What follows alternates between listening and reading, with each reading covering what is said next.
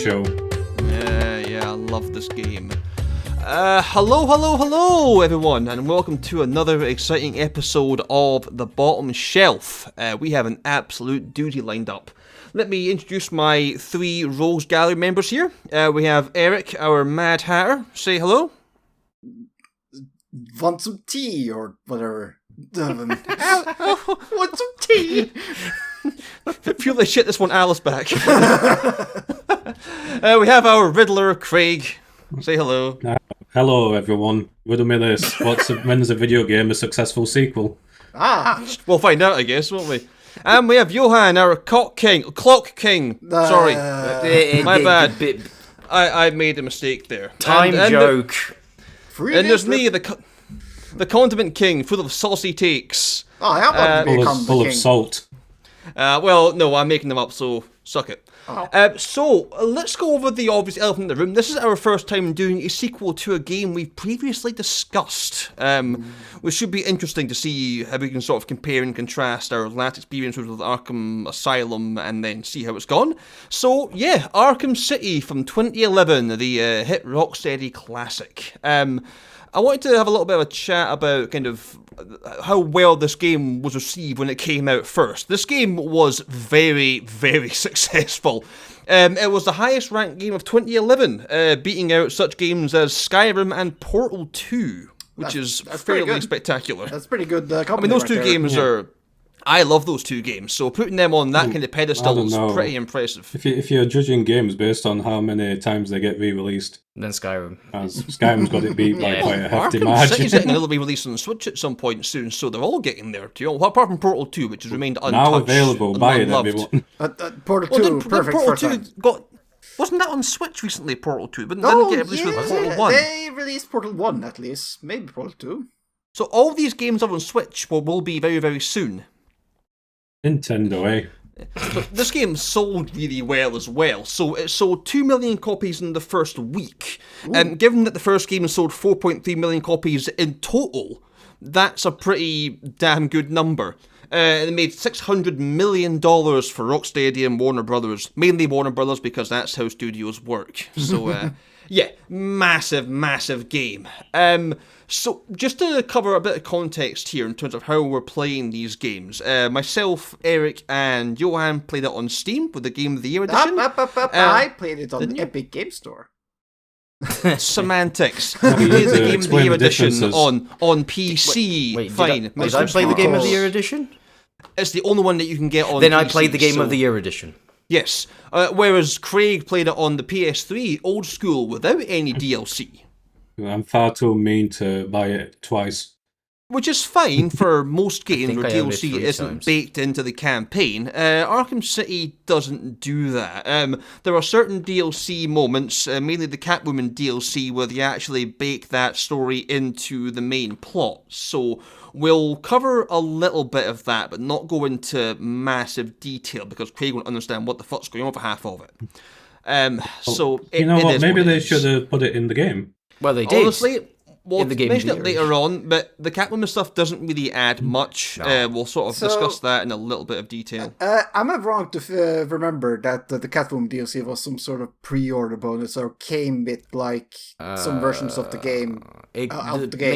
Maybe you're thinking of the Joker DLC for Arkham Asylum. Maybe. No, I think wasn't that PlayStation exclusive? It was only on PS3. The For a while. Joker stuff. For a while. Then I think it later came. I don't think it ever got released on PC. I don't think it was on the Steam version that we played for the last recording of I Arkham. don't remember trying it out, no. Honestly, it wasn't very good, to be honest, so the PS3 can have it, frankly. I had it on the PS3 back in the day, and Match it's like, made in heaven. It sounds better than it actually is. The PS3 has only one game, and that's the Joker DLC for Arkham Asylum. I got the Joker DLC, baby. So let's start with how the game starts, essentially. So again, this is where it sort of deviates, because the game starts differently for us than it would do for Craig. Wait, you don't start as Batman? No, you don't. Like you start Jesus Christ. because this is called Catwoman Arkham City. So you know how later on in the game, well, this is a bit spoilers, Catwoman was caught by Two-Face in the courthouse. It sort of covers how she was caught in the first place. So she's trying to steal something from Two-Face in like one of his safe houses somewhere, and she gets into a fight, and then she gets caught by Two-Face, and then it cuts to white, and then you get the main Arkham City Hugo Strange opening stuff going on from there. So when I started this game, I didn't realize how the Catwoman DLC was integrated into the campaign. So I thought like this was part of the main game, that it like faked you out as Catwoman first before changing to Batman. To now realize that this is just something that was added later makes it a weird way to start the game. It doesn't make it any better. I actually prefer opening up with Bruce just being in Arkham City and no context. Having the Catwoman stuff sort of sells that. It's not bad, but this just feels kind of out of place. If it were its own separate campaign, I'd be okay with it. Yes. But I think having it baked into the actual main campaign is an interesting choice, and it does sort of kill momentum at points later on that we'll discuss as we go on. So, getting into the meat and gravy of it, so the Batman side. So, we start off, we're given very little context as to what's actually going on. We see that they've captured Bruce Wayne and he's been chucked into Arkham City. And Hugo Strange is there and he says that he knows that Bruce Wayne is Batman. Which is a pretty strong way of starting something. Spoilers. Question. Hugo Strange, was he ever part of the comics, or was he made for the animated series, or where did he come from? He was one of the OG Batman villains from like the 40s.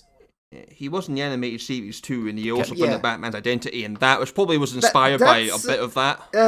In the original comics, his main thing was that he accidentally came across Bruce Wayne being Batman, so that was his sort of like main thing. What do you mean he came across? He opened a door like, Bruce Wayne is Batman. So he's got a big conspiracy board. He worked it all out. we get some context, whereas we find out that Arkham Asylum has expanded beyond just the asylum's boundaries, and a large chunk of Arkham City has now been turned into a glorified, massive living prison. It's like a private. It's kind of like a DC ghetto. It's like a night in Glasgow. Phenomenal.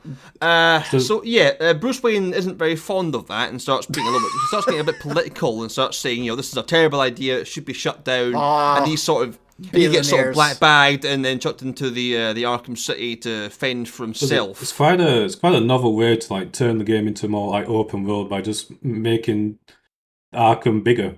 Basically, it's a great idea, to be honest, and it kind of works out in its benefit, as we'll discuss kind of later on. So the game doesn't give you a second to breathe. The first minute or two, you're already handcuffed and shackled and getting into fights as just Bruce Wayne, and then you have to try and get out of the situation that you're in and try and figure things out from there. You manage to escape the main prison part, and then you get told about Protocol 10 being a thing, which becomes this game's big MacGuffin for a while, which is quite nice. Yeah, we see periodical reminders that Protocol 10 starts in 2 hours. I thought that was actually timed in game for a while, and that concerned me. I don't expect the game to be that. Do you think they'll do Dead Rising, like if you're just standing still? Well, in an open world game about finding collectibles, that's a good idea. I had a hunch that might be the case, but it wasn't, thankfully. That's our big MacGuffin. So this game takes place over a 10-hour window, essentially, the entire game, which is quite a mad thing. It's a long night. There's a lot of content there for not a lot of time. I would say that if you're playing through just the main story stuff, that is just about 10 hours or so just playing through the game. So that's pretty. If you're bypassing all the secondary riddlery stuff, then 10 hours is probably realistic. You bump into the Penguin when you're still playing as Bruce Wayne, and Penguin's pissy about the Wayne family sort of pissy taking and the Cobblepot's British fortunes and all of that. The Penguin. He's got this cool glass monocle thing that's like a bottle been rammed into his face. Yeah, that's really cool. They never explained that though. Like, why does he? Did he have that in the? They explained it in background information. Did he have it in Arkham Asylum? No, I think he did. He wasn't in Arkham, wasn't he? No. I don't remember. He was mentioned, but not. You never see him. Oh, all right. Yeah, so they have to explain what caused that, Erik, you were mentioning earlier. Oh, yeah.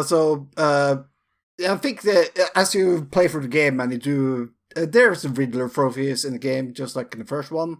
And as you do... oh, yes. And as you do them, you oftentimes unlock little written stories that you can read. And it talks about how at some point someone shoved a giant glass bottle into his eye.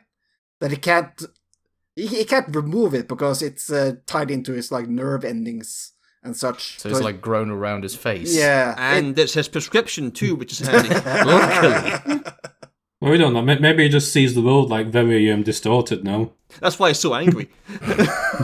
All these like everyone just look really wobbly like a hole in mirrors. Craig, it's really wobbly, and it says Coca-Cola Company. The best part of this game is just beating up Penguin. That's always fun, beating up to a pulp. He's such a fucking coward when you have to get up close with him. It's really funny. I feel like the Penguin is one of those Batman villains that has the most diverse like portrayals as. Like, this version is like this British, like, Cockney gangster, like, really just fucked up and weird. And across media, he has got quite a diverse range. You've got for the Danny DeVito era, then you've got the Colin Farrell stuff and the new Batman movies that are coming out. Very, very different characters, but all kind of basically similar. And the animated series is more like a gentlemanly, like a rogue sort of thing.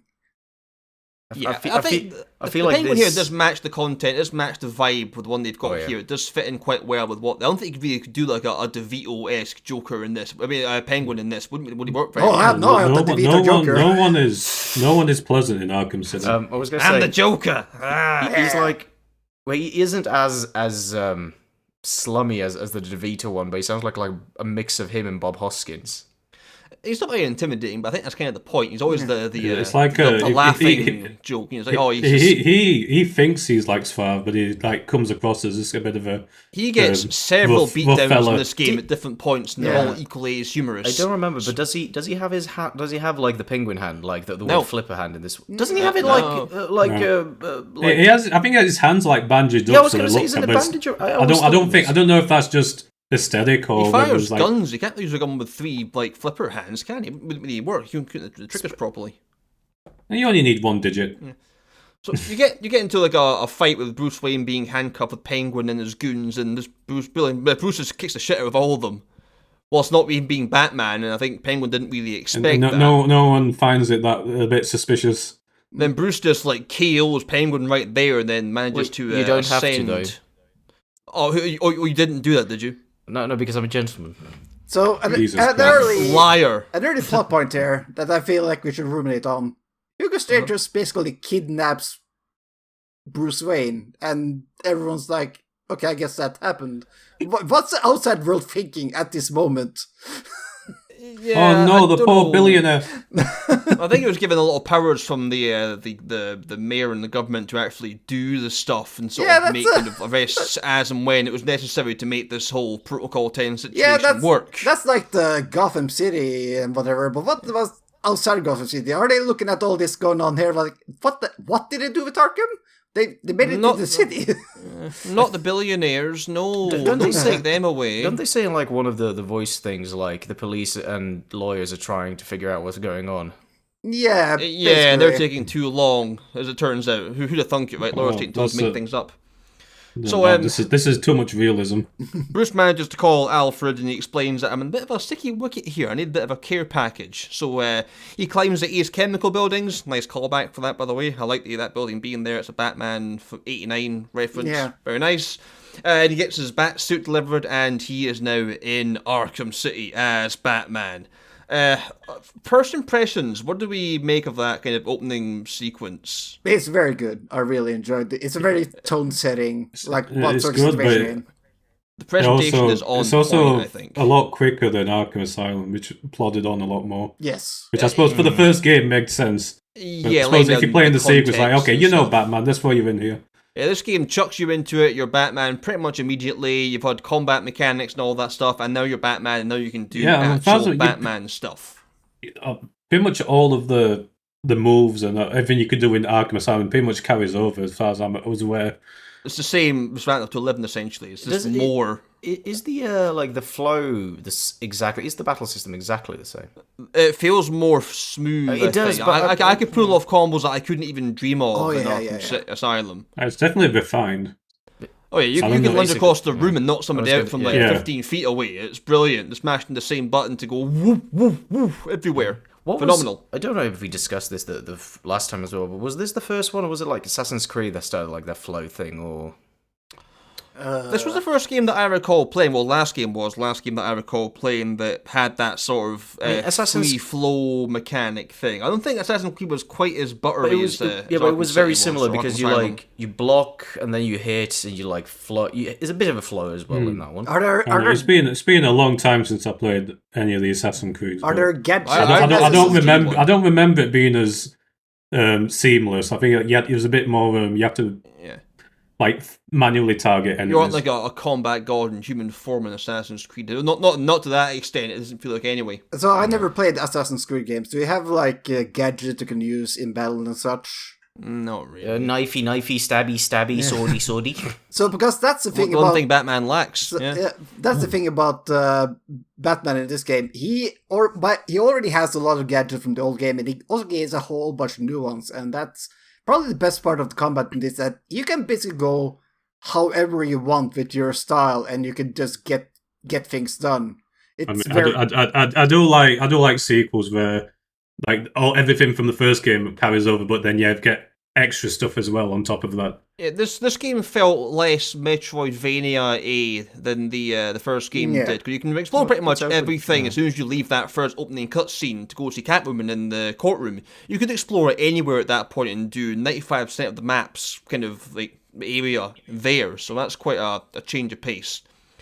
But you're meant to go to the courtroom to save Catwoman from Two-Face, and this is where you get your first real kind of proper Batman combat in the courtroom. And again, I mentioned before, but this feels so nice. Yes. You know, there's like 30 guys in that room, and you can just take them all out with very minimal effort, and it's just brilliant. Beautiful stuff. I need to replay that because I'm pretty sure that there's more NPCs there, but they run away. They have like an animation that they run away. I think there's more of them in the beginning. They're smart then, that's fair enough. I think it's some sort of like animation thing, so yeah. Like, it's the brand, I'm out here.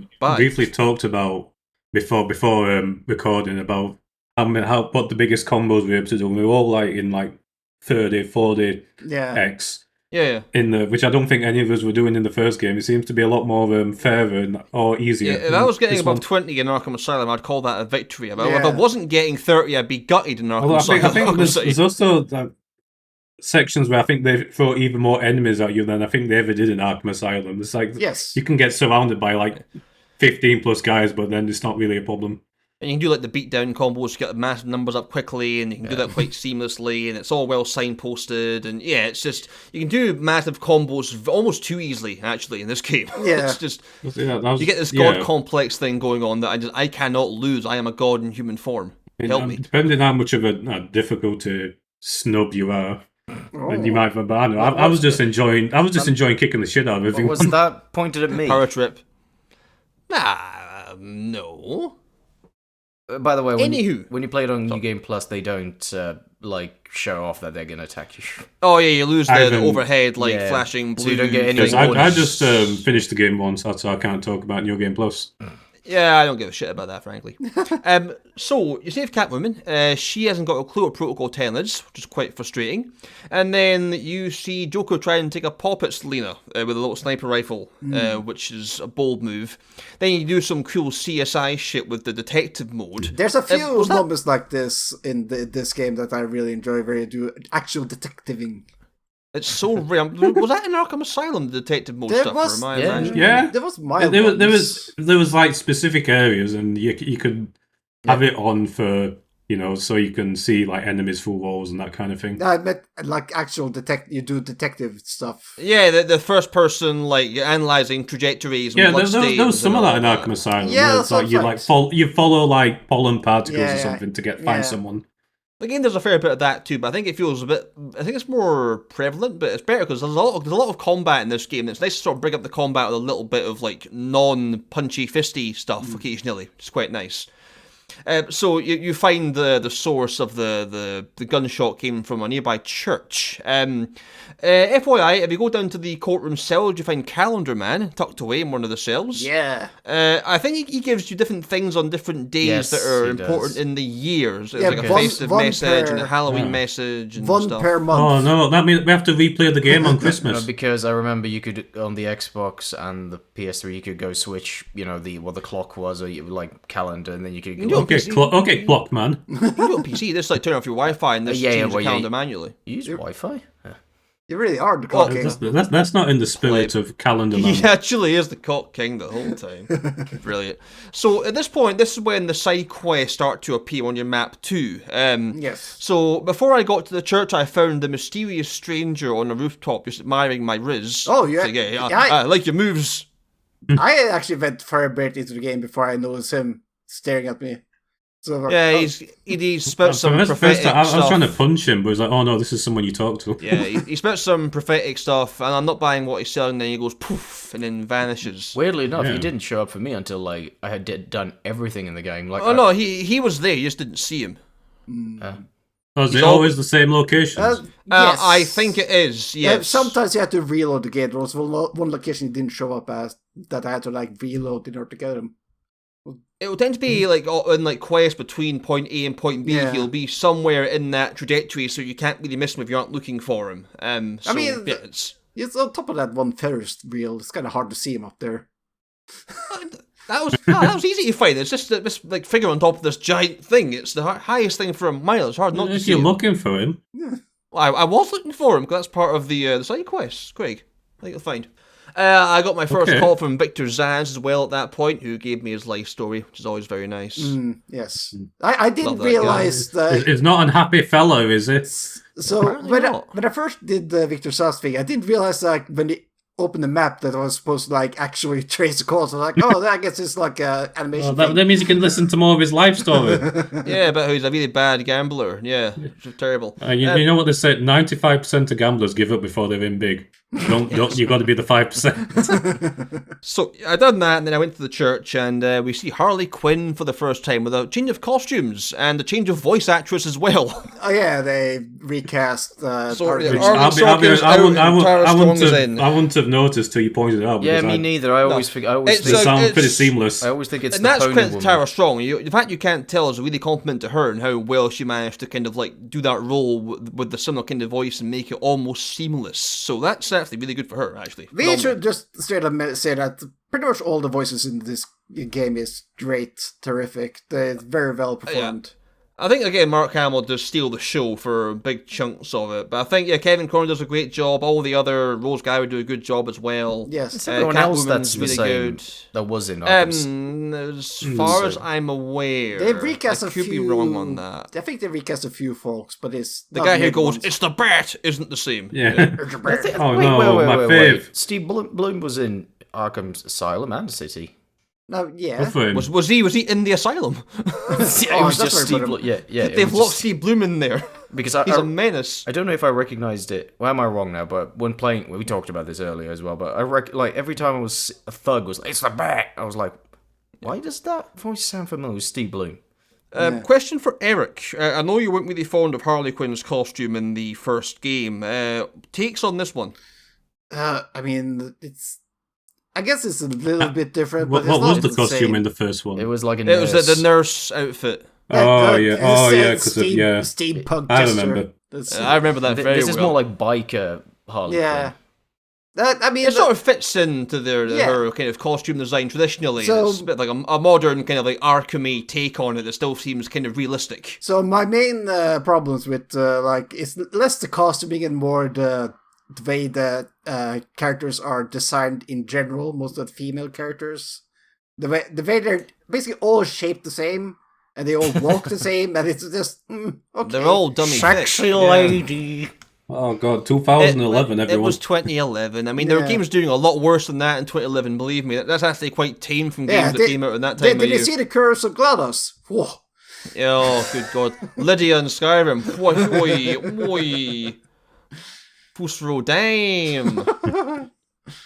So, you go in there and basically everything's gone wrong. So there's a bit of a stealth mission here. We're trying to take out the guys in the church who were trying to shoot hostages and stuff. And didn't really require a stealth tutorial there. It's all the exact same as the first game. Going on top of the gargoyles and like lunging on people and stuff. And that's fine. You save them and you meet up with Cash from the first game. Oh yeah. That man cannot catch a break. Evidently. Like, he's in Arkham Asylum, he left there, couldn't get a decent job, got a job in Arkham City again, and gets kidnapped yet again. I think at that point, I would just move to Metropolis, frankly. I don't think it's worth it. It's really not worth the aggravation. He'll probably end up being hired by Lex Luthor or something. It'll all go wrong for him. So you go up to the balcony, Joker set a typical Joker trap with bombs and stuff, but it leaves enough clues to track him down to the steel mill. Classic enemy hideout spot, right? The old abandoned steel mill. It's the most cliche thing I can possibly imagine. So, I think at this point of the game, it was when I went to like the toy factory where I came across Bane for the first time. I have that in my notes. I did that for the first time too. Are you sure, Eric, you didn't think like, toy factory, here's where the Joker is?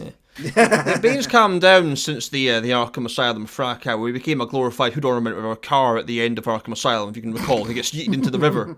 He wasn't happy about it. Yeah. He's happy about enough now. He's I'm all sad. They've taken all my Titan and I want to destroy it all because it's bad for people. Feel like shit. Want my Titan back? Yeah. If you can destroy all of that and I'll destroy my part, that would be great. And Batman goes, I don't trust you, but I'll do it anyway.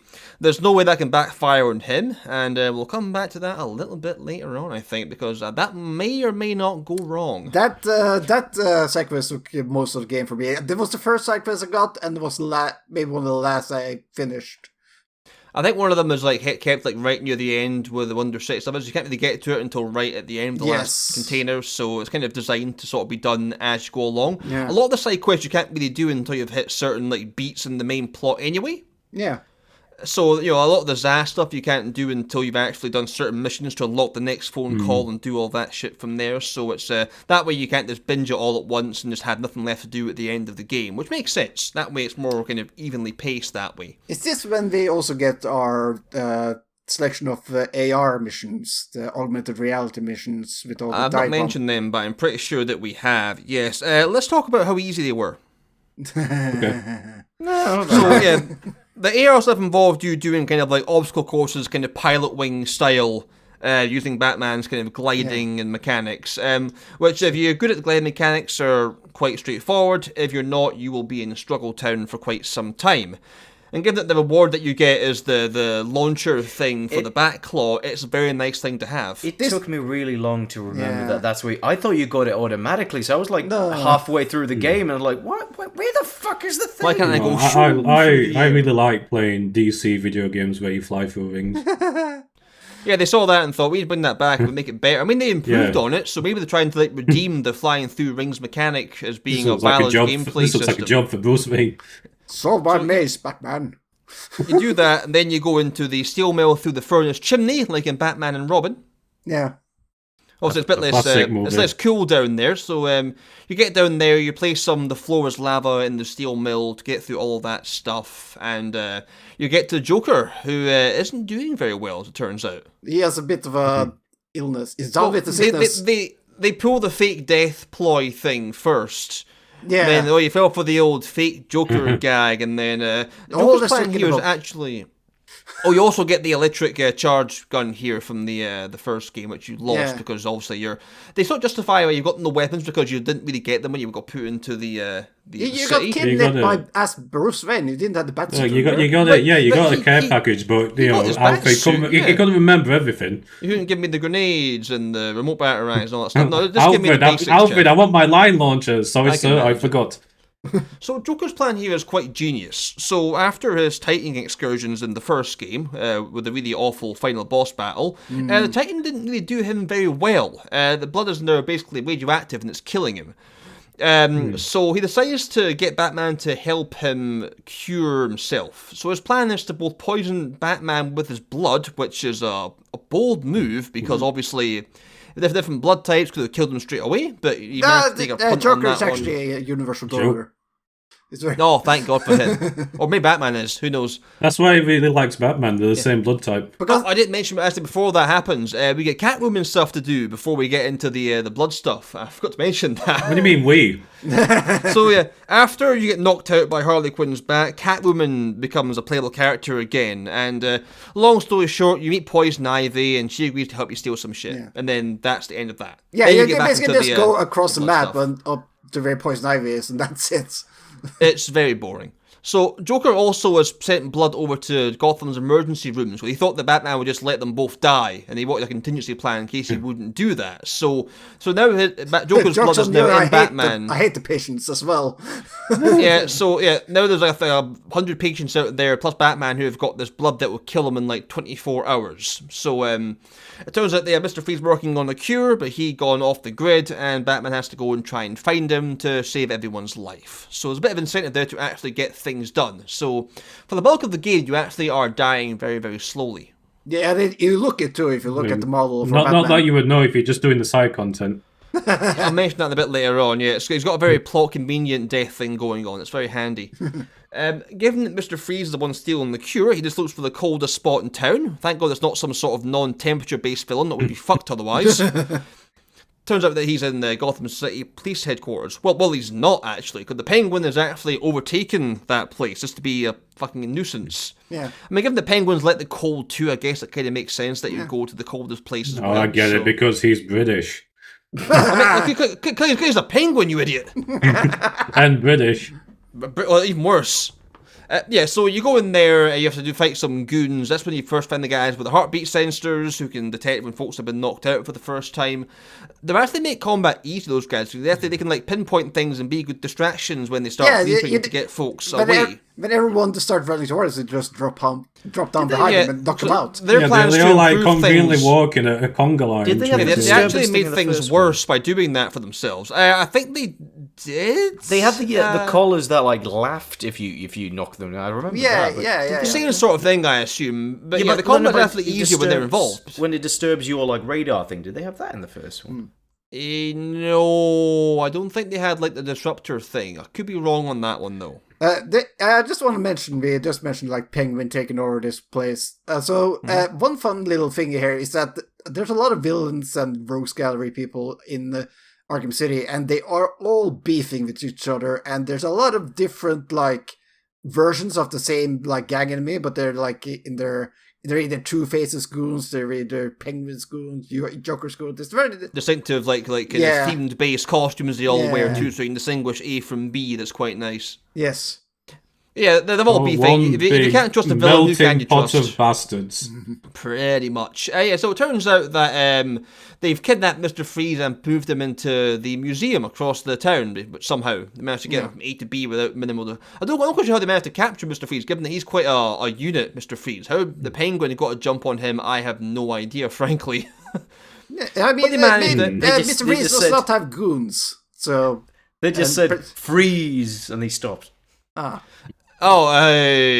Classic. Yeah, so he finds that out, and then we must go off to the museum. There's a little bit there, but when you exit the police station, where you see a guy on top of the, like, opposite the police station. That Mystery Stranger here, and there's also the first appearance of the Deadshot side plot as well. You talk to him, and it suddenly drops dead because he's shot. It was like, oh, okay.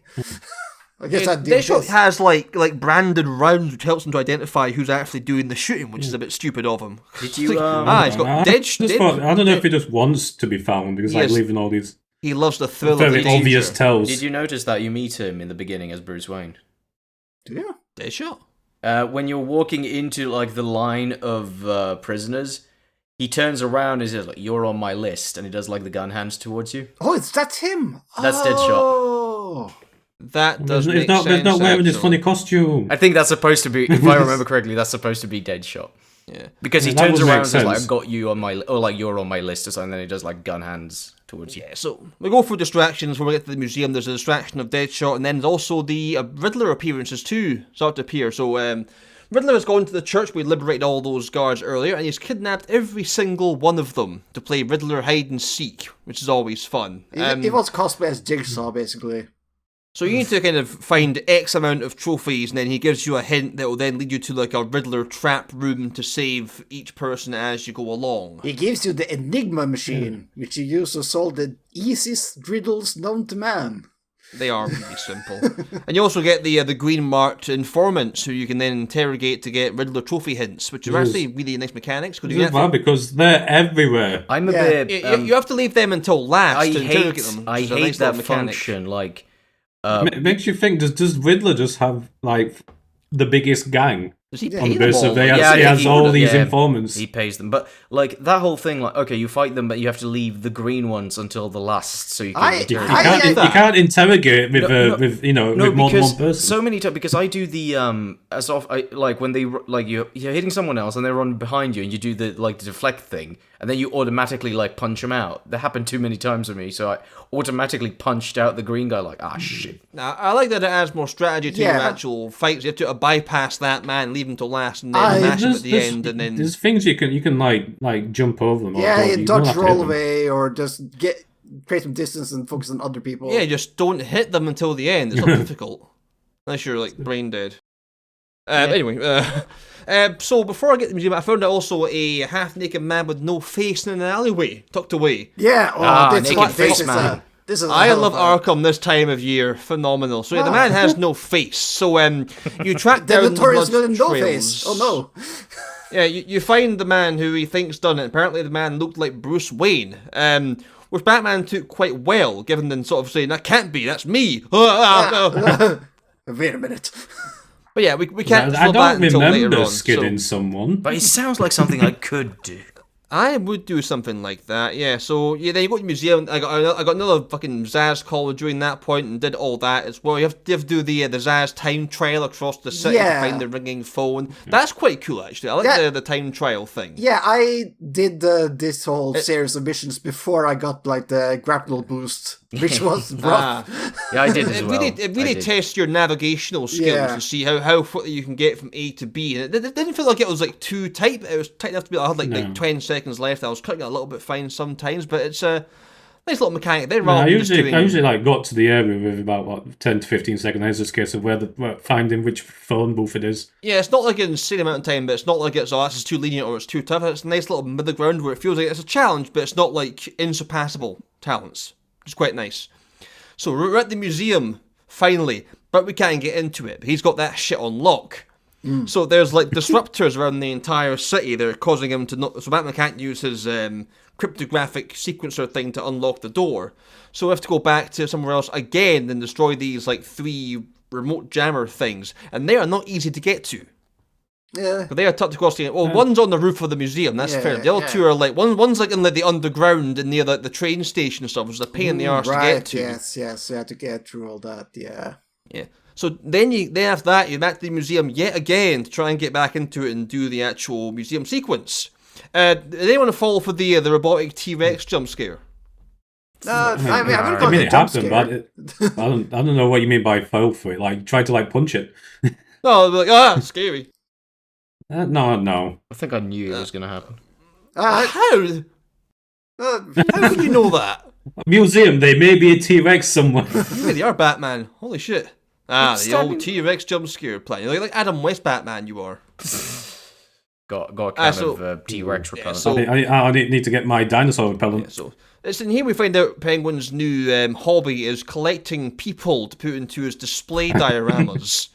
He's got dioramas for pretty much every single It's got villain. like little voiceovers of like who they are when you tell them. Yeah, he's got one made up for Bruce Wayne and for Batman. He's gonna be it's gonna be for a rough surprise. Oh, my empty cabinet. Now I've got to change one of them. He's got ones for Joker set up already, ones for Riddler, one for Mad Hatter. He's very ambitious. I can't fault the enthusiasm. It doesn't work for him at the end of the day, because Penguin isn't really that intimidating, and I can't imagine him capturing all those villains himself and putting them onto a glass case, barring some kind of like outside help. So we get into the museum, we fight some more goons in some kind of like Royal Rumble-esque ring with like electric bars and stuff going on, and that's probably our first kind of like mass combat situation. You have to fight. Is that the first when they drop the bigger fellas with the Titan infused that you can ride on top of? Yeah, they're quite fun. They'll just like you can hit the wrong guys and then you just hit them into a wall at full speed and yeet the electric fences and stuff. That's really fun. It turns out that Penguin actually had Mr. Freeze's cold gun that he's got at his disposal as well. So he starts kind of using his cold gun to be a bit sneaky and freeze policemen and stuff like that, and freeze Batman's hand to a wall, like in Batman and Robin. Somehow we're still alive, even when you like get them out. I don't know if that would work in real life. I don't know why there's a shark in this museum. It's his pet shark, Sharky. the shark. Sharky the Shark. Yeah. Everyone's favourite character. Yeah, thankfully Batman left the shark repellent at home. I was going to make that joke. I know you were. Wait, rewind. Let's do it again. Yeah, sorry, Eric, you go ahead and say it. Oh, well, it's too bad Batman forgot his shark repellent at home. Like in the TV series. That's in the movie, actually. Pretty neat to find. Shut up, nerd. Know your Batman lore, noob. So you go through there, and then you find the suitless Mr. Freeze in a little kind of like frozen diorama. He's not looking as cool as usual, you could say. Because he's not very cold. Because he's cold and he's not very cool. You get what I'm getting at? It's really funny. So yeah, I mean they've both got a shared interest in trying to take down Penguin because he's not happy that Penguin has got the one up on him, and Batman wants them for obvious reasons. So they have this kind of uneasy alliance that they form after a little bit of negotiating tactics, where Batman uses the. That is 90% of the interactions you have, Mr. Freeze, is always a bit uneasy. Yeah. I don't outright hate you, but you're still a bit of a baddie. Batman's like, oh, think of Nora, and that's a bit kind of mean. And then he takes his Gatorade off him and then pours it on the ground, and then he's like, no, I need that. That's my game fuel. Then he gets it back, and then he's fine from there. So he gives you the disruptor to turn off the freeze gun, which he built into it for reasons. This very eventuality. Disruptor Ex Machina involved. So, and then we get to one of my favorite moments in the entire game. Oh, the boss fight. Penguin thinks that he has you by the balls. So you walk down the Iceberg Lounge main corridor. You can go to that area before you go to Mr. So it's like, then Batman's like, well, I need to find a way to get around this. Yeah. He shoots at you, but you turn the gun off. He's like, oh, wait a minute. Shit. Then he uppercuts him like 10 feet in the air. Unless you're me and miss on the first try somehow and have to do it again. and then you have like a Penguin death scenes. Like, I can't believe that worked. Yeah, you get just this kind of Mortal Kombat-esque uppercut. You're like 10 feet in the air, lands on the floor below, and you think, oh, finally, I love beating up Penguin. It's so gratifying. But he's not done, though. He has got a bit of an ace up the sleeve. He's got Solomon Grundy tucked away underneath the ground for big old reasons. Bastard. Yeah, that man can't die. This is the first actual real boss battle in the entire game. I would think so. With like an enemy like life bar and stuff like that. Yeah, I would say I can't recall anything before that. Yeah, this is quite interesting. So you don't really beat up him directly. You have to set off like floor traps to turn off like the electrical things on the ground that are like fueling up Grundy, because Grundy can't take like hits. I think he's like invincible in canon or something like that. He just can't be killed. You can't kill him. Comes back. So Grundy born on a Monday or whatever. His henchman's go. That's a pretty good one to have in your disposal, to be honest. So you have to try and go through that. There's like two phases to it. A willing participant, to be fair.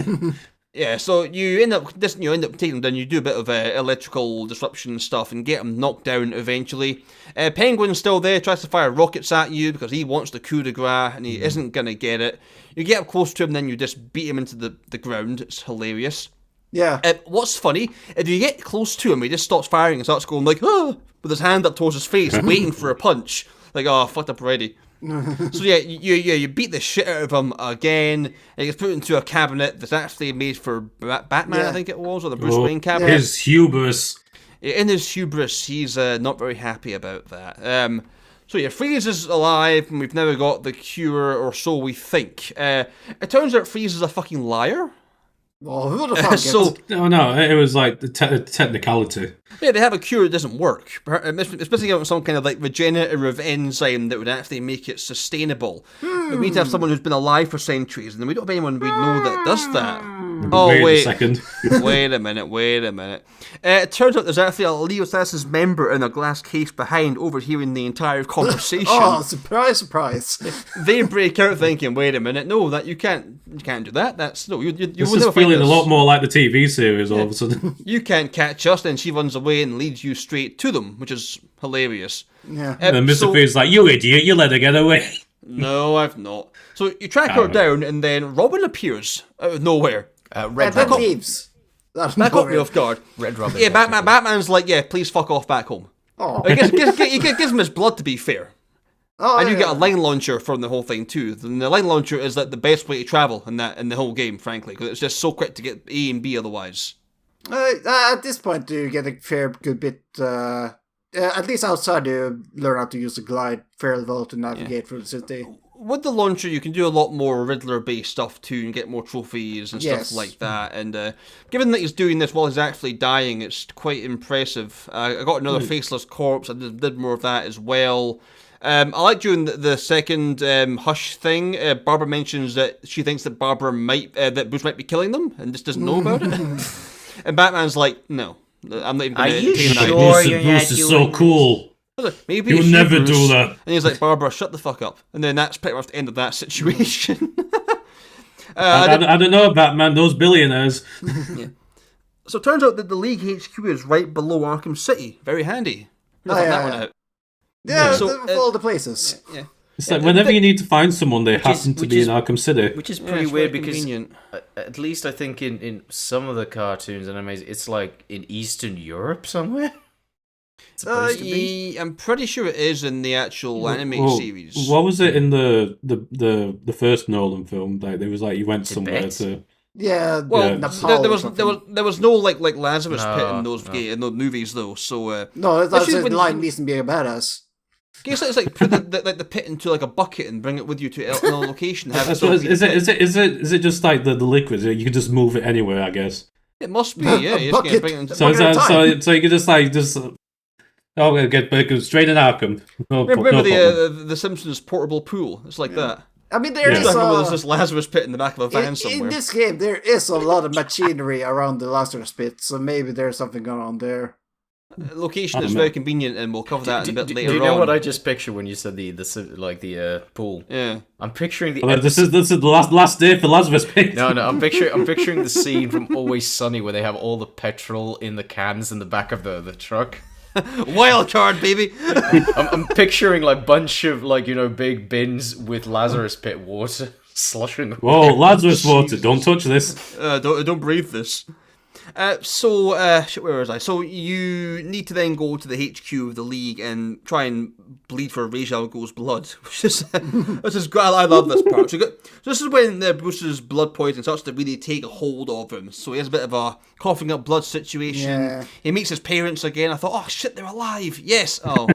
They come in through a big door. You gotta have your reminder in the game. Oh yeah, his parents died. It's sad. This is the second parent fake out in 2 games, which is always a nice stuff. I did it in the first game too with the.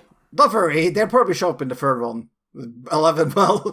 I don't recall it being or not being. It wouldn't surprise me, to be honest. I don't remember. So yeah, you go through there and then you meet Talia, and it turns out that Batman does indeed fuck. Which is nice. We need to talk about the fact this whole whatever I call it, Wonder City. They take it up in the animated series. I remember seeing in some animated thing. I've seen Wonder City. Like some sort of steampunk city. It was like the precursor to Gotham. Yeah, it's like it's the city of the future. It's like the 20th century World's They do Fair the World of Tomorrow thing in the Mask of the Phantasm, but it's not really the same thing. No, that's more like Tomorrow World and that's like a World Expo thing. Yeah. There's a point in Wonder City where you come across these dead robots. I was for sure oh, this gonna reactivate. They're gonna come to life. I'm playing Bioshock now, aren't I? Oh no! It's become Bioshock. The lead ninjas aren't very good at what they do. I will say they're just annoying the blade. They led you straight to the front door, and they used the retinal scanner from one of them to get in through the secret door. They pretty much just let you go through the entire thing and offer very little resistance. Hold on, it wasn't a retinal scanner; it was a sword scanner, wasn't it? Sword scanner, yeah. Yes, same thing. That is a fun part. Same thing. Can you just put in a normal kitchen knife? Knife, except that's a big kitchen knife. So this is the fun part because you try to find this hidden door. It's there's a panel there that can take a sword. Now if he only had a sword, and then the assassin appears and you counter that. Where did I put my katana? Only for Ra's al Ghul and Gordon Ramsay. Okay, question about the name. Raz is what it's called in the game and the animated series. It was dumbed down for the movies because dumb Americans can't understand what Raz means or Raish means. Yeah. Rage. You've got us saying it now. Razza. I've had to write in my notes. I've got like rash in my notes. So Razzle. Rash Al Ghul. That's a bit rash Al Ghul, isn't it? Hold on, who was... I think Razzle was the drummer in the Finnish glam rock band from the 70s. Yeah, I was thinking. You're right. Yeah. Absolutely. Yeah. So Bruce manages to convince Tara that he wants to actually join and take over the league, and she just buys into that completely. Wink. Like I can't believe that she actually thought that Bruce was legitimately going to like kill people to become the lead. But she goes for that. I mean, you see what Bruce Wayne has done with those faceless corpses. He's like totally ready now. Oh, fair point, actually. So, yeah, so she buys that. You then drink from the Holy Grail, but you chose poorly and end up in Ra's al Ghul's Demon Trials of Fun. Which looks like that one level from like Sonic 06. With all So apparently Ra's is really fond of gliding puzzles.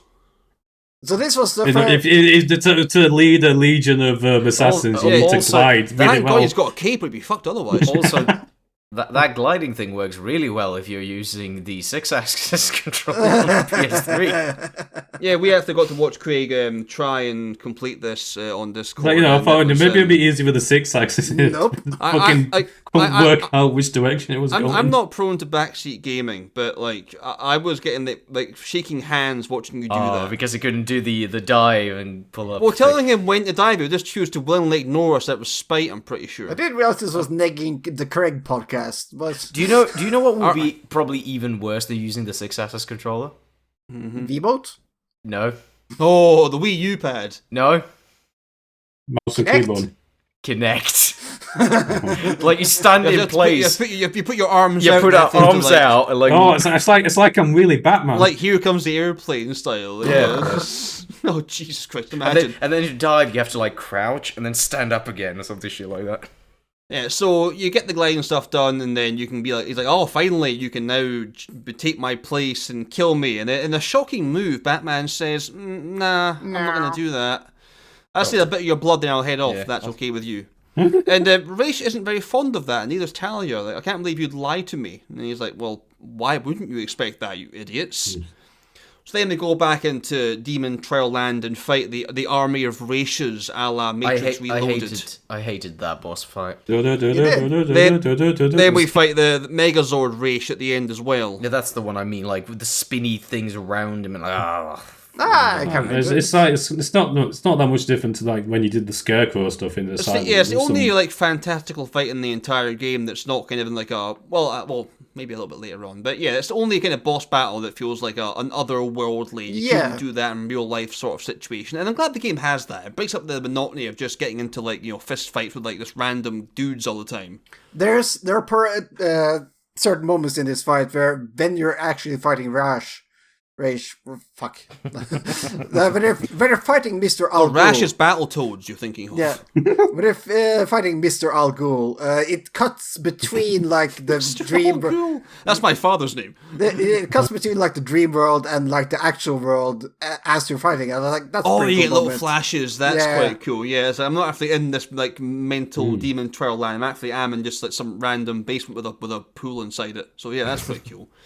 So yeah, you beat his arse, and he's like, oh no, what am I going to do? So then he threatens to kill his own daughter to have Batman kill him. And he gets the old reverse Batarang bonk, which I think is quite funny. The only time I used that in the entire game. I didn't even know you could later use in-game. I thought it was just for that thing. It's like in Batman Returns, where he takes out that clown goon with the spike thing, goes, you missed, and he pulls the brick out and knocks him out from behind. Yeah. It's like that. And Talia's not happy, Raish isn't happy, Batman gets the blood, so he's very happy with that. So, win-win, I think, in that situation.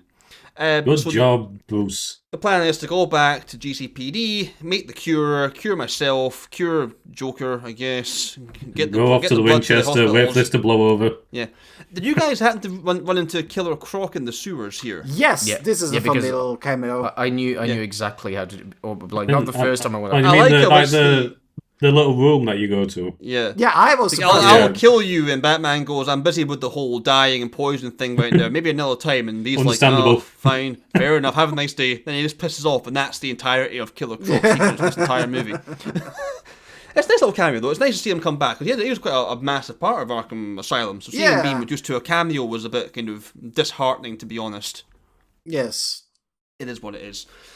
So on the way back, we find out that Quincy Sharp's in Arkham City as well. So Strange had him sent the mayor, of all people, to the Arkham City. I'm not sure who's in charge of the mayor of the city is now in Arkham City. But yeah, we rescue him and bite our tongue and think, fine, I'll save him, why not? It turns out that he was actually quite heavily involved in the entire Arkham City situation.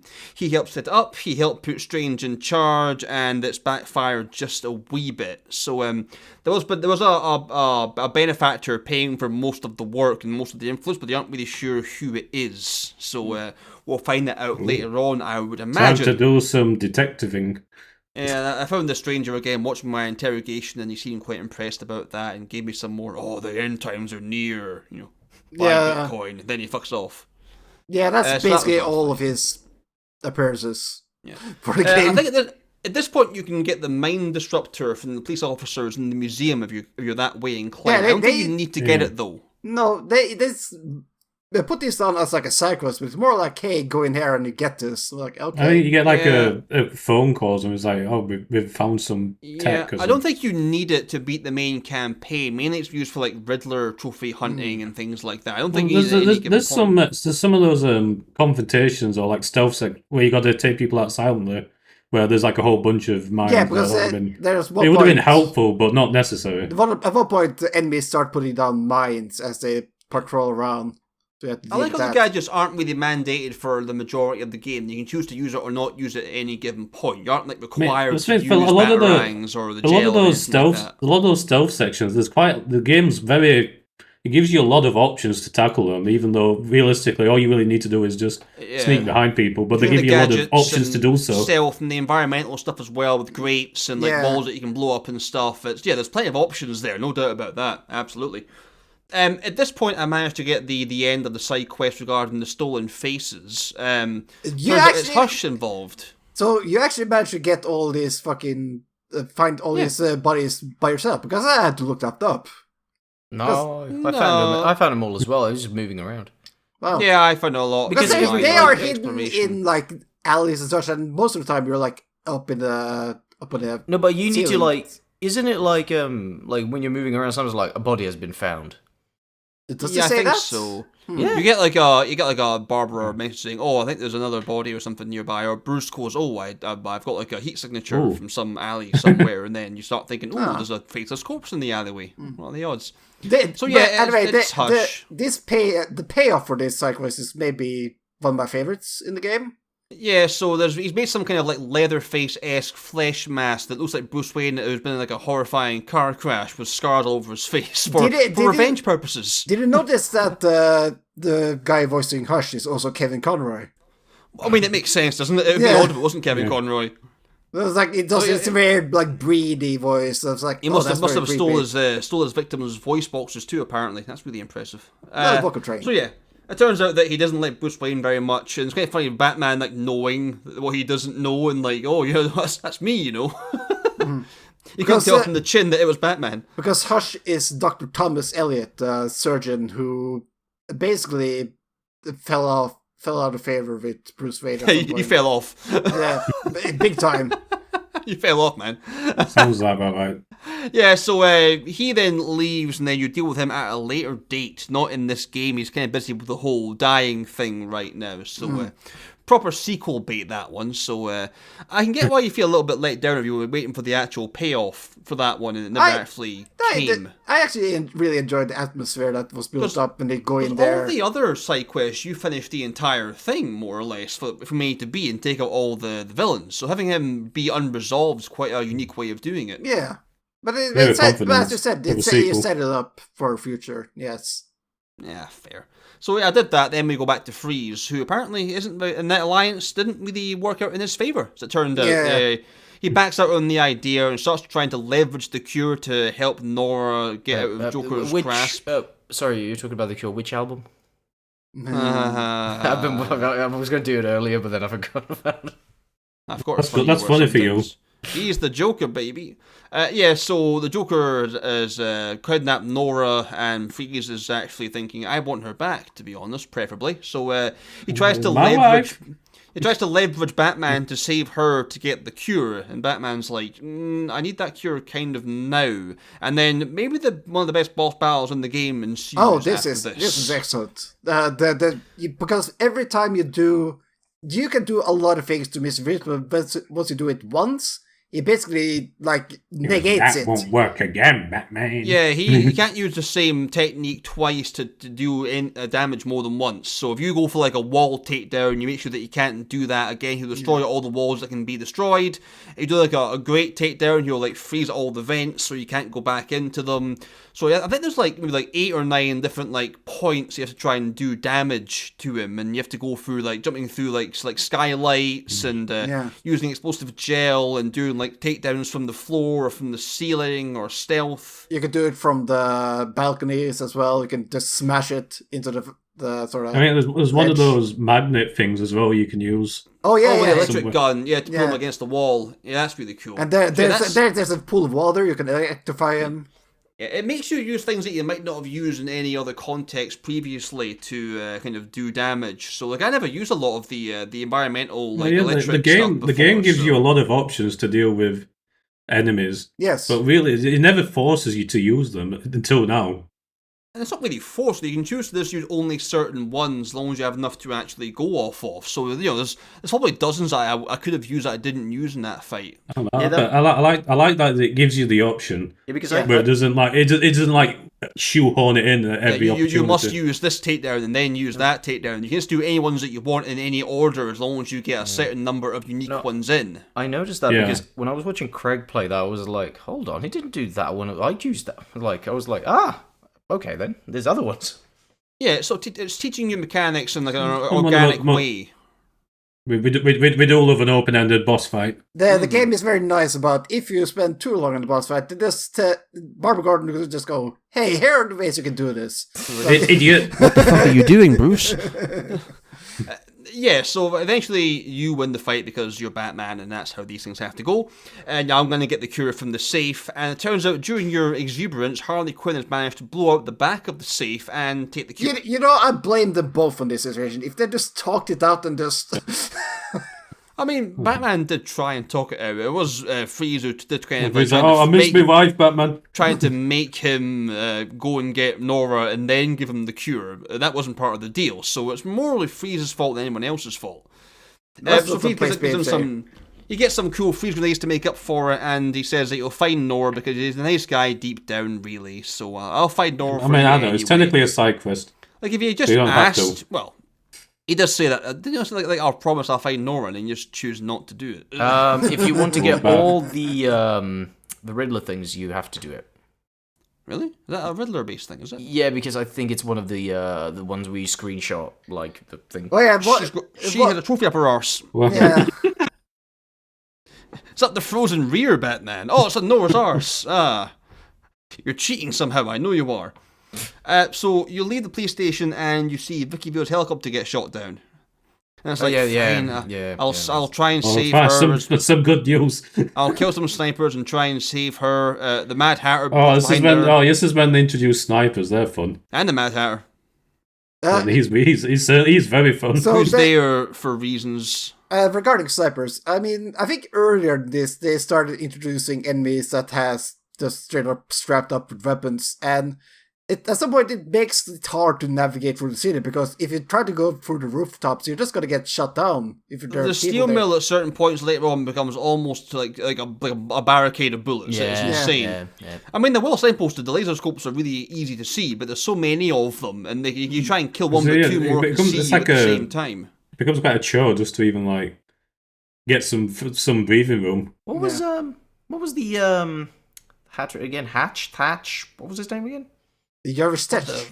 Jarvis something. Yes. Jarvis Tetch is the Mad Hatter. He's a sad one because he's not like a mafia guy. Where he doesn't want to steal. He only wants friends. We'll cover that later. Yeah, I like his little turn that he has in a little bit here. So I actually got the mystery watcher thing solved out here. I got the last appearance of our friend.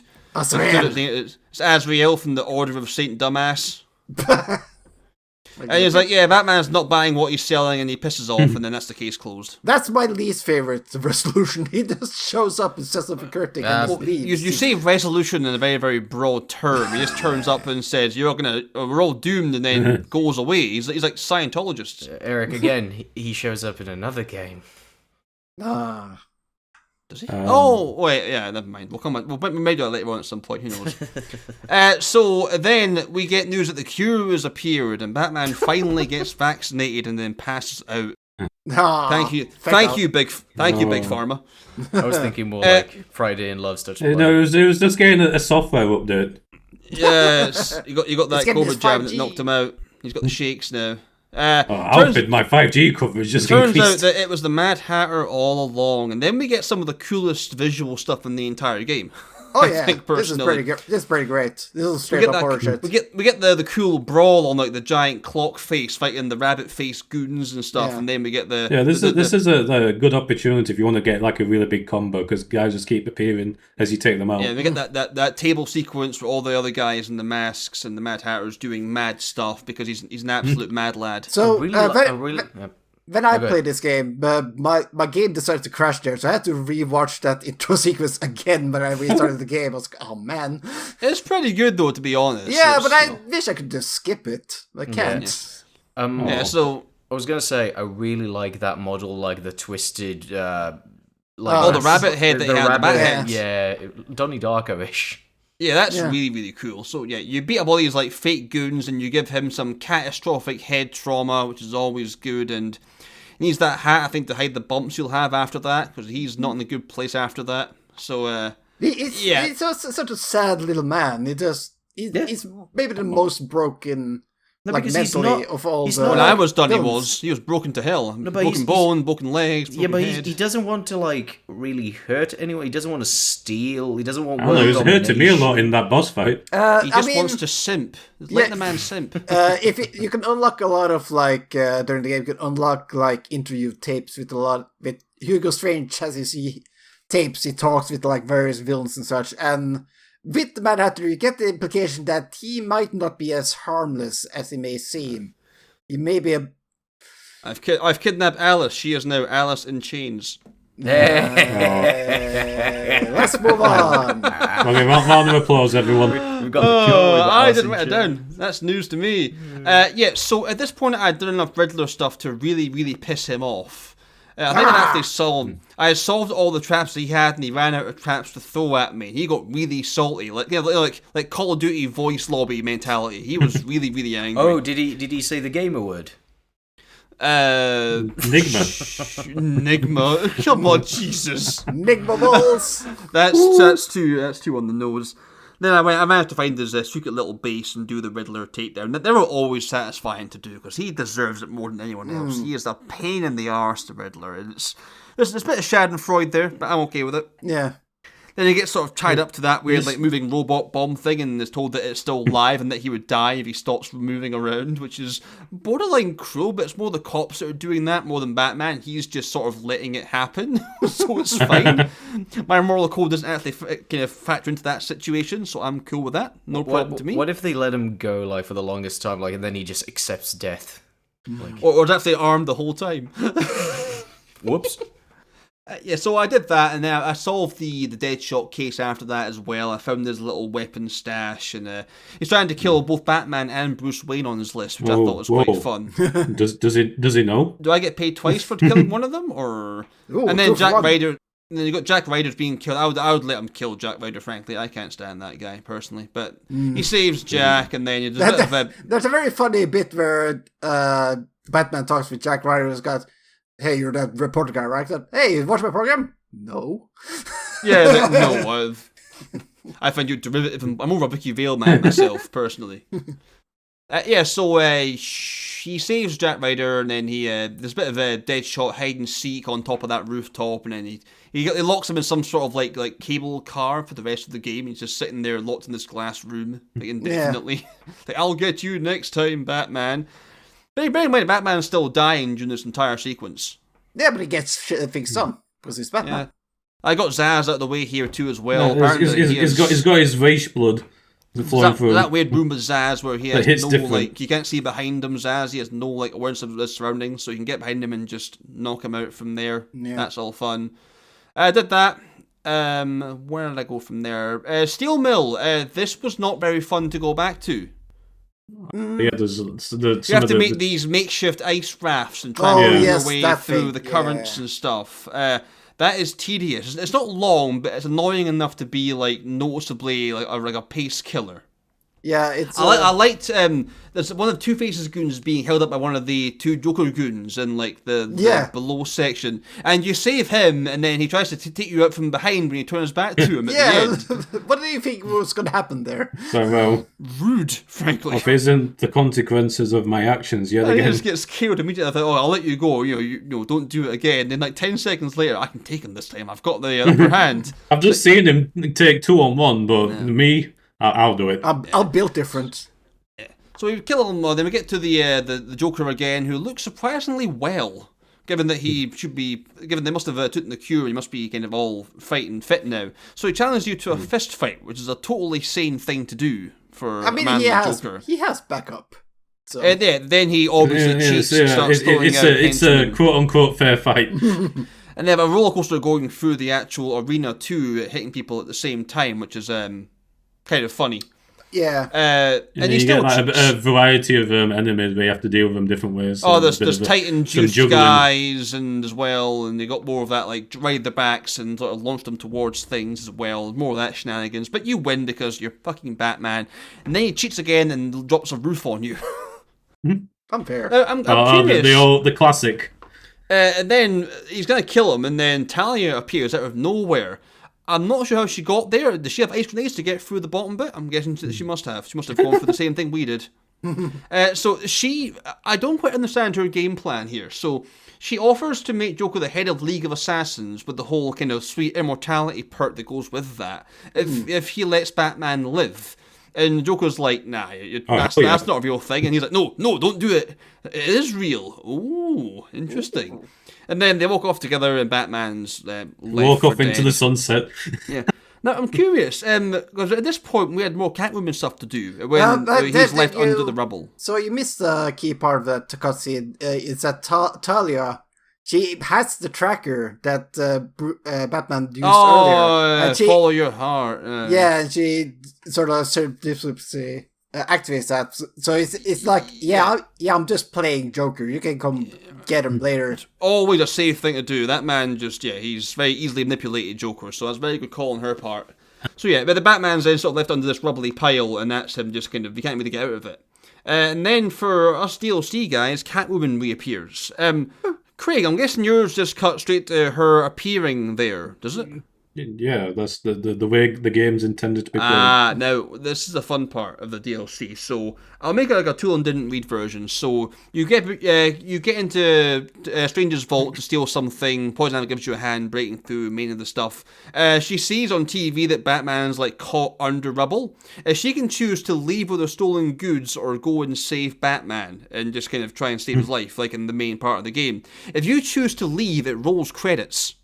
Yeah, that's it. And you get like a voiceover from Barbara saying, "Oh, Batman's dead, my father's dead, Joker's taken over, and the whole world's done essentially." Well, Catwoman's rich. And then again, there's like a fake VHS rewind, and you're made to do that again and do the more boring choice and go back and save Batman. Or you can just leave again. And it's the illusion of free choice. That's my canon. That's how it ended, actually. That one. Yeah, Catwoman's like, fuck him. Then this goes home and spends her ill-gotten goods. Yeah, I'm okay with that. Yeah, she's the main character. So when it makes you do the DLC, are you forced to complete it? Yes.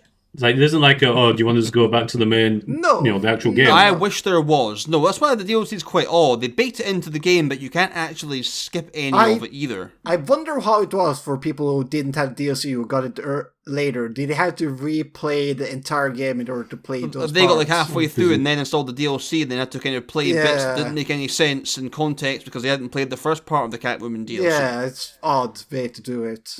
Yeah, so Catwoman appears, saves Batman. I guess they're even now after she saved him from the Two-Face stuff at the beginning of the thing. And Protocol 10 is now live, which means that the Strange is just destroying the shit out of Arkham City with attack helicopters. Yeah, that's not much of a protocol, more like a destruction plan. And Batman does the Batman thing of following his dick first. And I don't mean Dick Grayson, I mean he follows his dick to try and save Talia. And Barbara and Alfred are like, no, Bruce, you're being fucking stupid here. You got to save Arkham City. No, I want to get laid. And then they turn off all of Batman's support stuff and make him do what he has to do. Although it's nice seeing the FBI has got moments of weakness sometimes, and the FBI has to get coerced. I like seeing the more kind of human side to Batman like that, though. It's a nice little change of pace rather than being the always high and mighty, always correct God machine man. I'm just picturing him getting locked out, even his cape, he's trying to glide, he gets locked out of his cape. All the belt things are locked off. My batarangs won't come out. You have to accept the terms and conditions, Batman. I feel like it's a bit weird. It's a bit weird, this whole Batman Talia thing, because when they first meet each other, it's more like, oh, they once had a drunken one night stand or whatever, and that was it. But suddenly, no, she's the love of my life. I must save her. In the Batman lore, she is. Batman, that's how you get Damians. Stop. But yeah, eventually he reluctantly said, okay, fine, I'll save Arkham City. God Christ. So he goes to Wonder Tower to try and put an end to all of this. So I did nip in to see Bane before doing this part, after I destroyed all of the Titan containers. This part's quite underwhelming, actually. You get into a bit of a mass fight with a few random goons, and then Bane goes, haha, I lied. And Batman's like, haha, no I know you lied. Then he gets caught in the flimsiest prison cell ever. I don't get how he's stuck in there.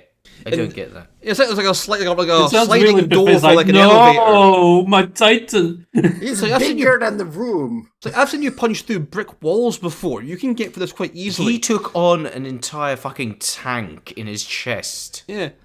And then he destroys the Titan containers that he's got left, and Bane's all like, oh no, why wasn't I warned about this? I feel like a lot of Batman media tends to portray Bane as a bit of a loser for a weird reason. Because I don't know why. I liked him in the animated series. I mean, some of it I think is unintentional. It just seems goofy. Yeah.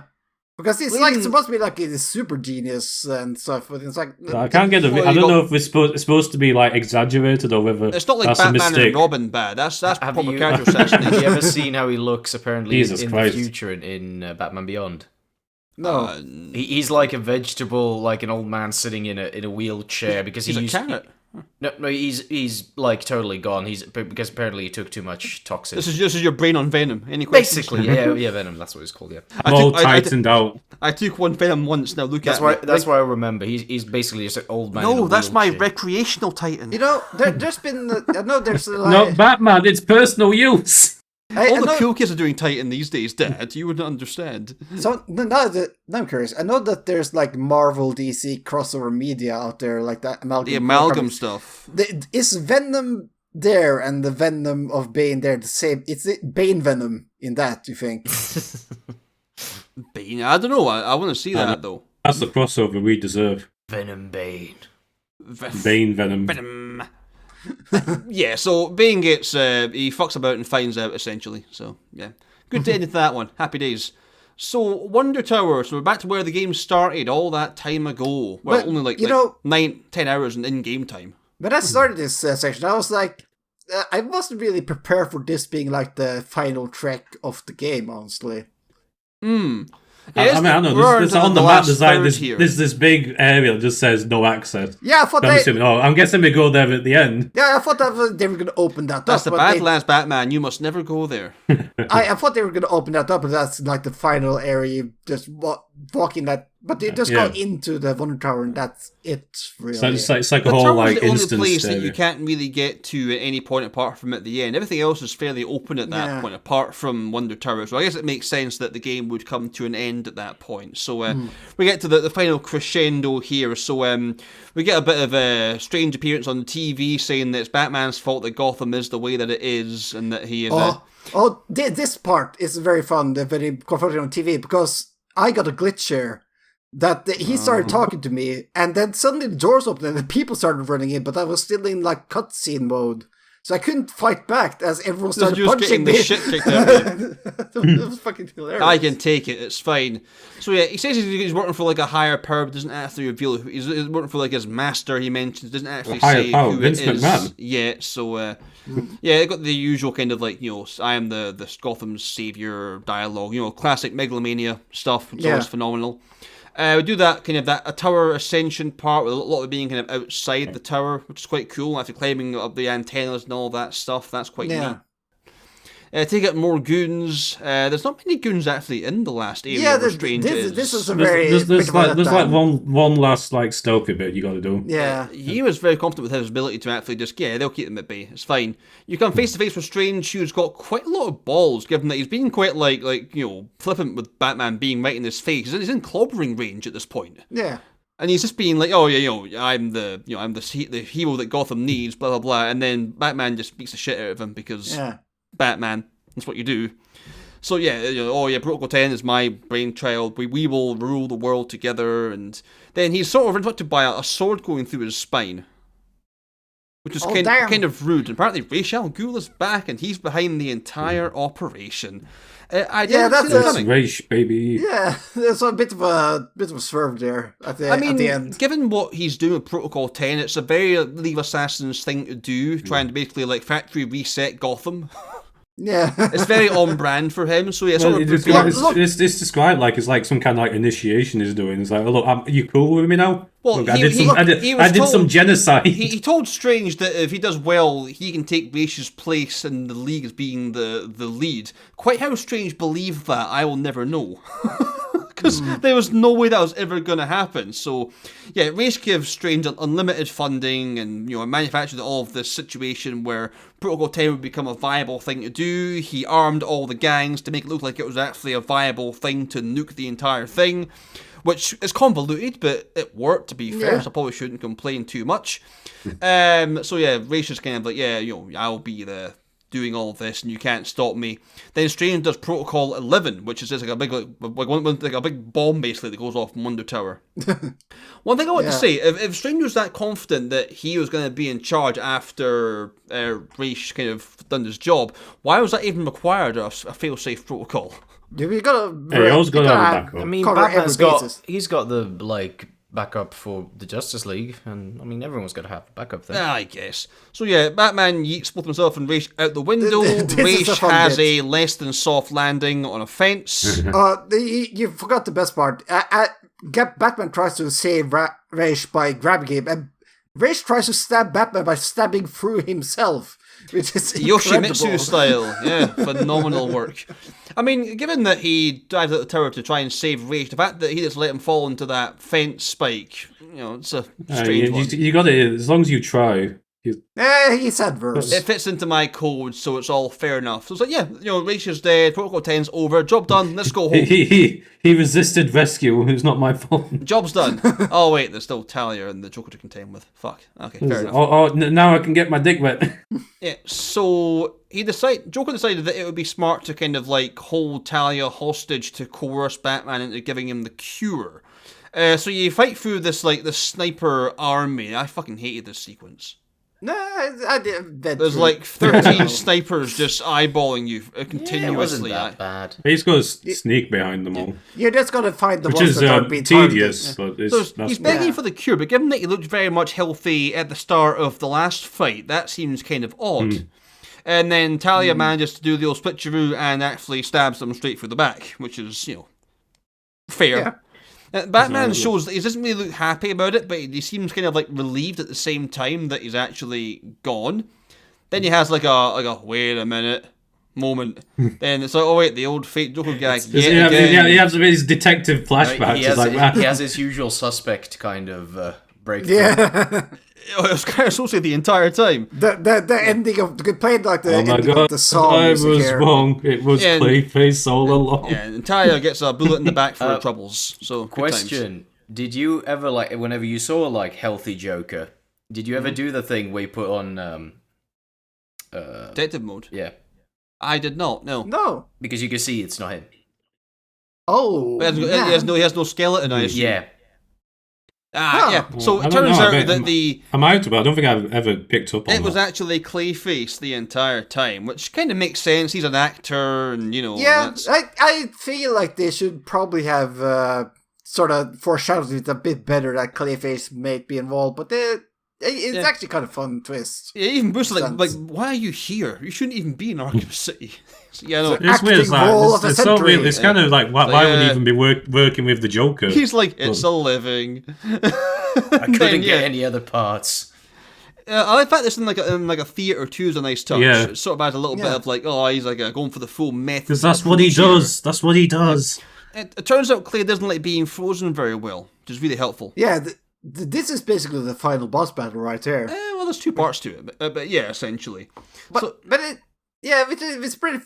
I must say that all of these boss battles are basically better than they were in Arkham Asylum. Yeah, Asylums weren't very good. The last boss battle especially. And this one just feel kind of underwhelming, I think, for a final boss battle. But but it was at least better. It's better than Titan Joker's battle in the last game. It's like a final boss battle, unlike on a Rogues Gallery villain that you wouldn't expect. Yeah. It would be more like he's playing, but go in the middle of the game, not the end. I mean, with Clayface, you can do more fun things. He goes into a giant like clay ball and stuff and starts rolling at you. You can see his face. A ball with like a holographic face on the front. So you just keep lobbing grenades at him and freeze him. Then you can have to do the old T-1000 thing and shatter him to a million pieces.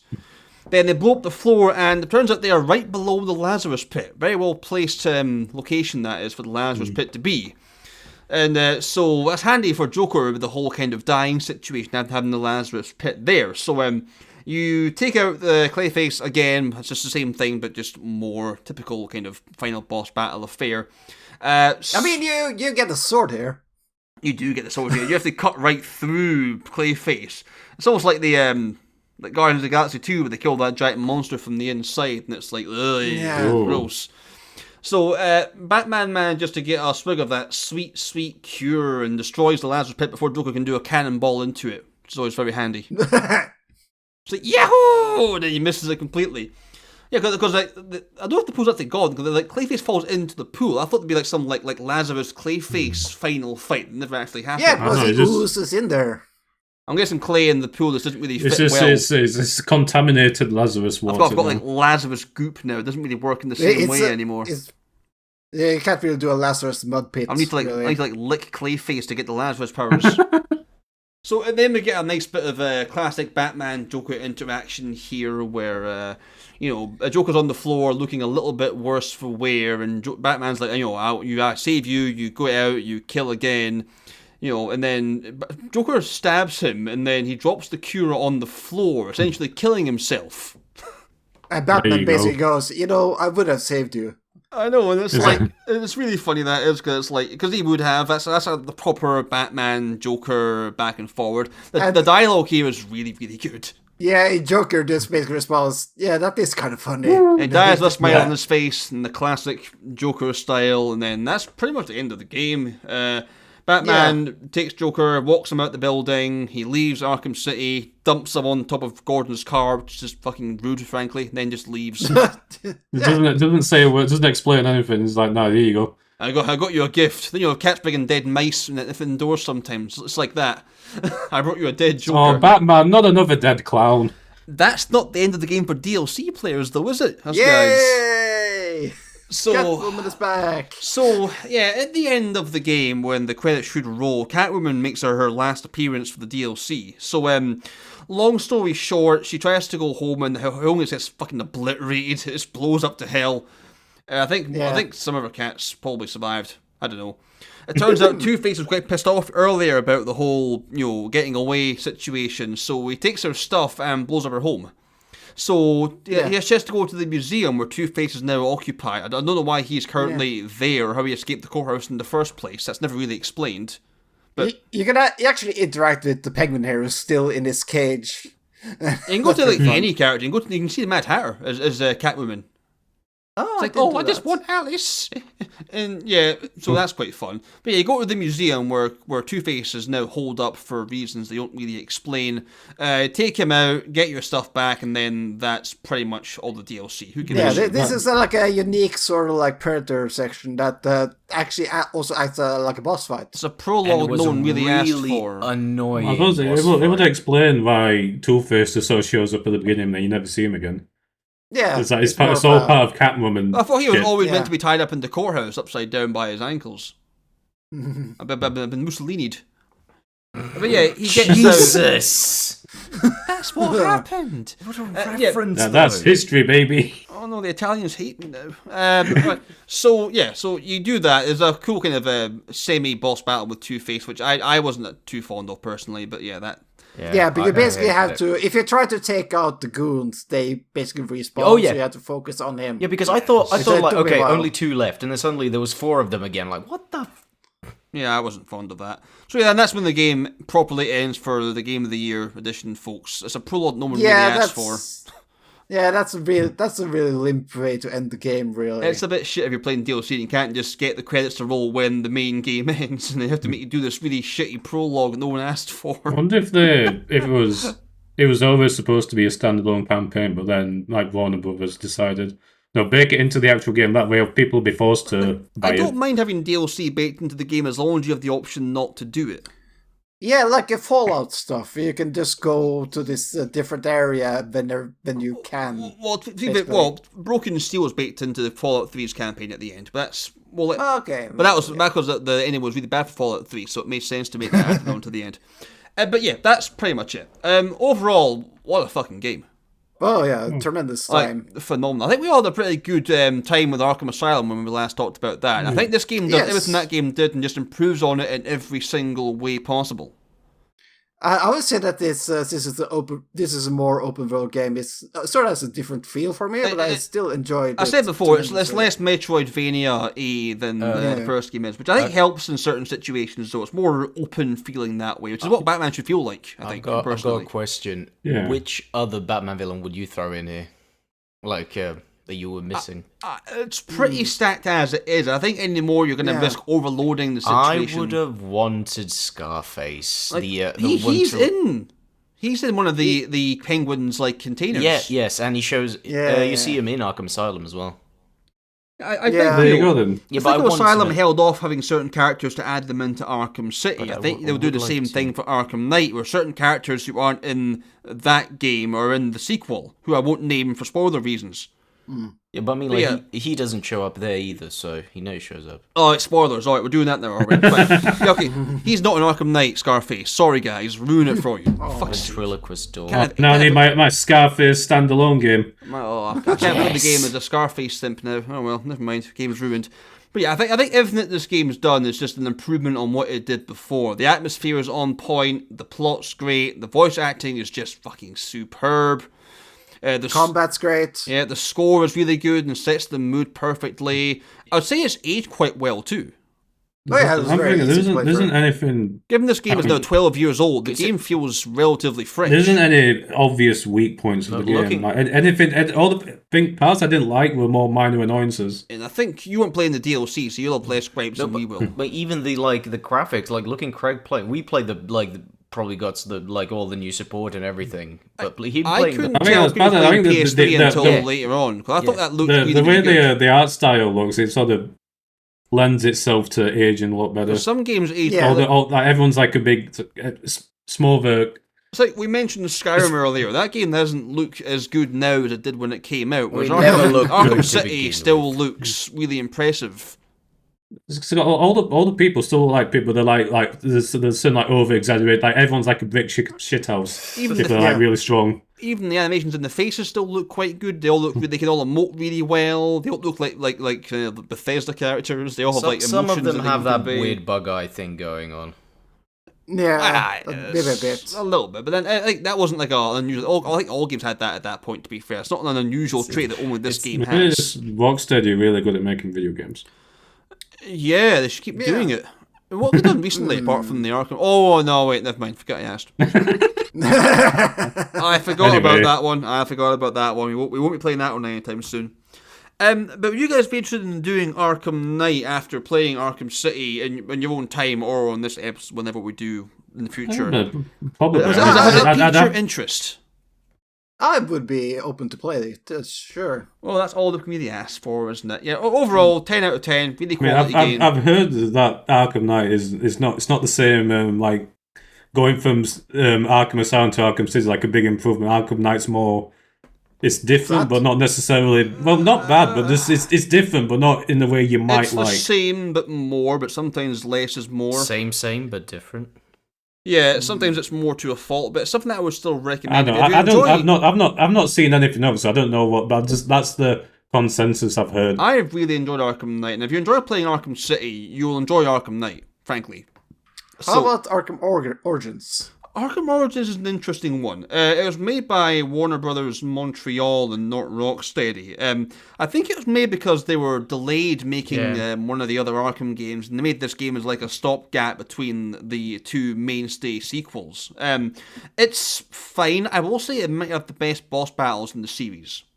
Well, the premise is that Batman, I think he has like a contract on his head, and there's like 12 like main villains trying to take him out at the same time. So you fight all like 12 bosses throughout the entire game, and there's a bunch of varying different boss battles against like Firefly is there, and like Deadshot comes back, and it's really really fun. The actual, apart from the boss battles, the game is a little bit dull. The world is really boring.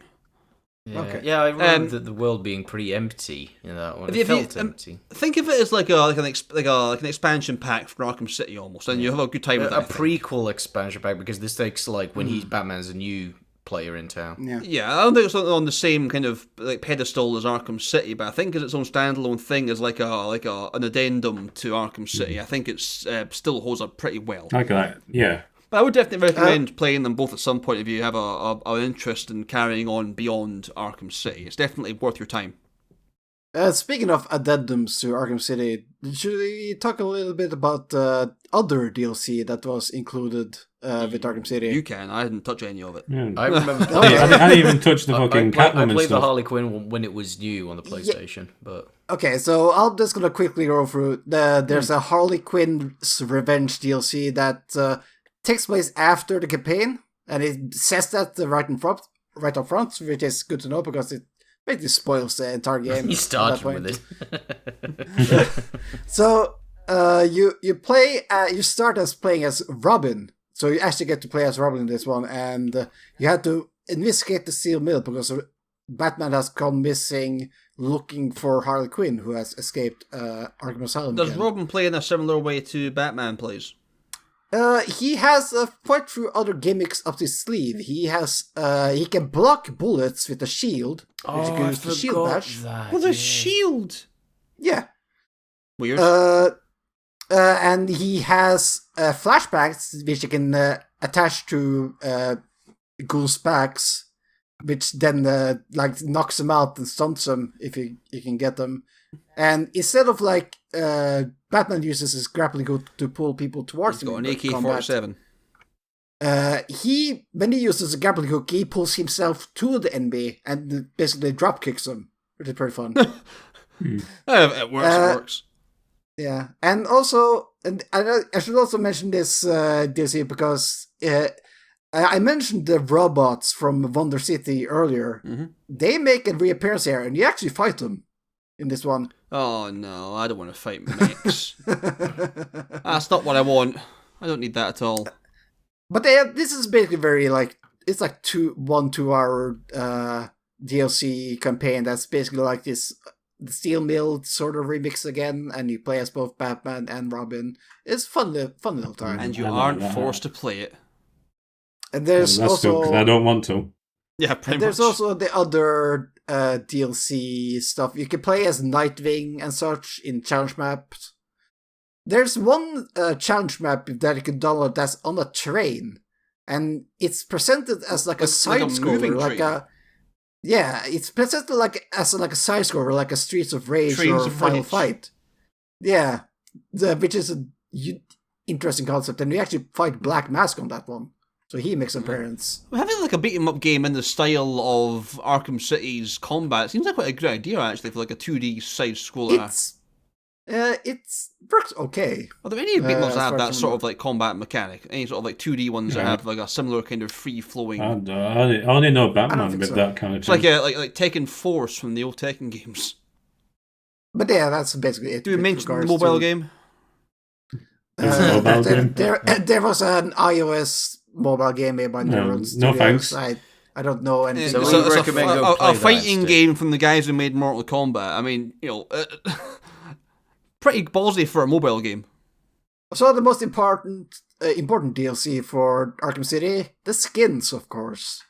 Yeah, skins galore. You can't use them until you beat the main game. Or you can use a cheat code to put them in beforehand, actually, if you're that way inclined. But yeah, you can go for my favourite, which is the animated series skins, which are... So you get weird cel-shaded Batman and Catwoman in like real-life cutscenes. It's really distracting.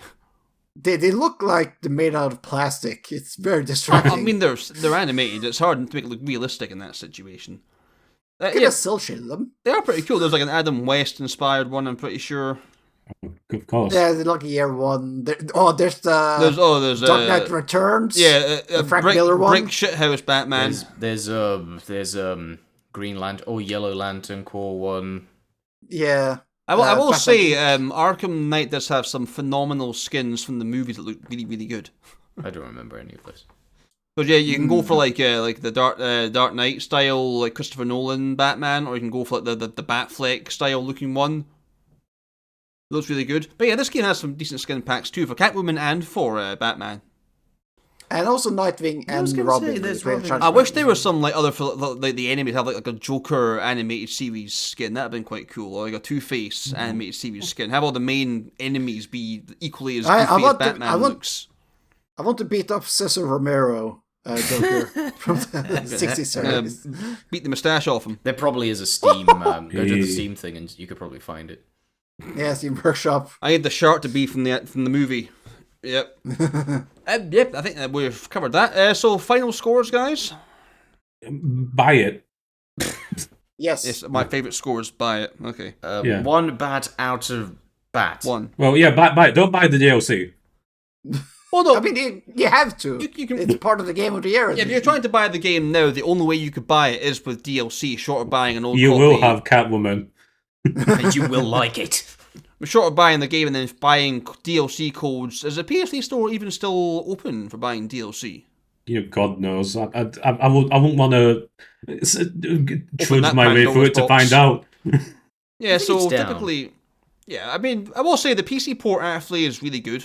Yeah. Like, I know a lot of games from this time, a lot of the PC ports can be a little bit iffy sometimes, because consoles were the main thing they were working on back then, and often there was like third parties working on these PC ports, but Arkham City didn't crash for me once. It crashed for me once. It had a few crashes for me. Yeah, it like kicked me out to Windows, and then I couldn't get back in. Classic Unreal shenanigans, right? What can you do? But yeah, should we discuss what we're doing for our next episode?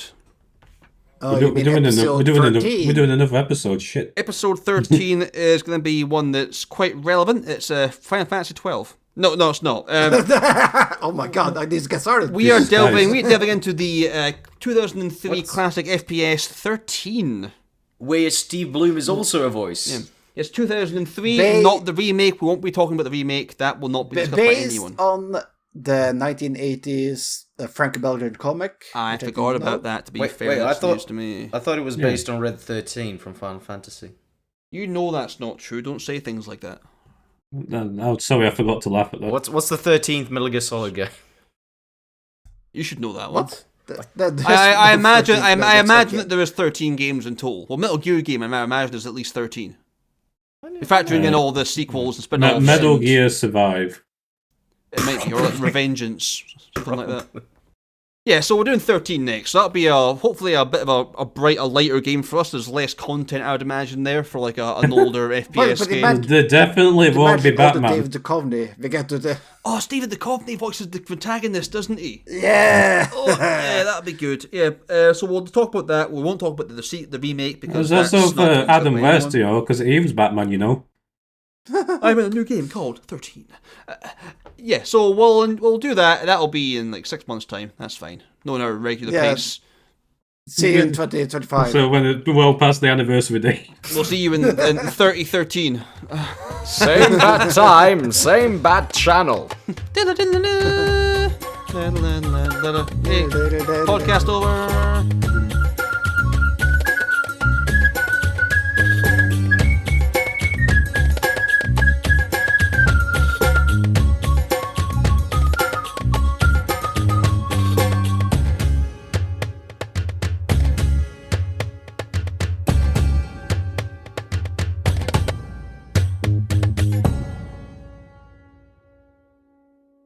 Now recording. Who's an assortment of barely a person. Well, really? that showed up pretty loud. Okay, I need to be a bit further away from the mic. Yeah, I've been noticing my voice. Blow out your eardrums. Like, this is okay. Yeah, that's fine. That's fine. Thank you.